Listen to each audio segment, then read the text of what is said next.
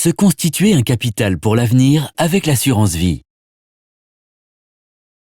L'assurance vie est un contrat que l'on souscrit auprès d'une compagnie d'assurance dans le but de placer de l'argent pour réaliser un projet, comme l'achat d'une maison, faire face à un coup dur, s'assurer un revenu complémentaire à la retraite ou pour transmettre à ses proches.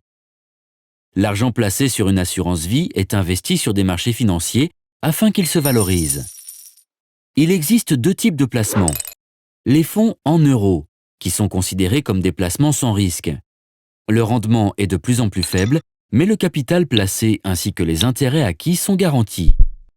Et les fonds en unités de compte, qui sont plus risqués car non garantis, mais qui peuvent avoir des rendements plus importants sur le long terme. Lors de la souscription d'un contrat, l'assuré peut choisir de gérer lui-même ses placements ou bien de confier la gestion à son assureur.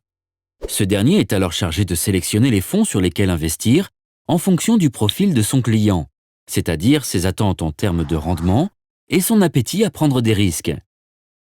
On parle alors de gestion profilée. L'assurance vie présente de nombreux avantages. Cette solution d'épargne peut être gérée avec beaucoup de souplesse. L'assuré peut par exemple choisir d'alimenter son contrat par des versements mensuels ou par des versements ponctuels quand son budget le lui permet. Par ailleurs, l'argent placé reste disponible en cas de besoin.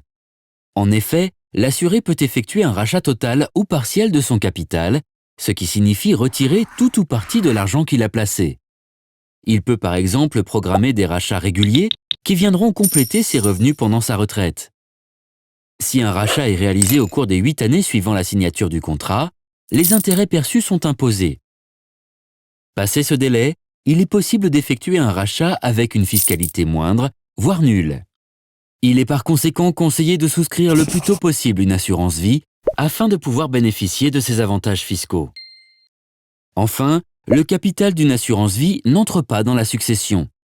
Ainsi, l'assuré peut désigner un ou plusieurs bénéficiaires de son choix qui récupéreront le capital à son décès. Chaque compagnie d'assurance propose des contrats d'assurance vie différents. Il est donc essentiel de bien se renseigner sur les offres afin de trouver celle qui répondra le mieux à vos besoins.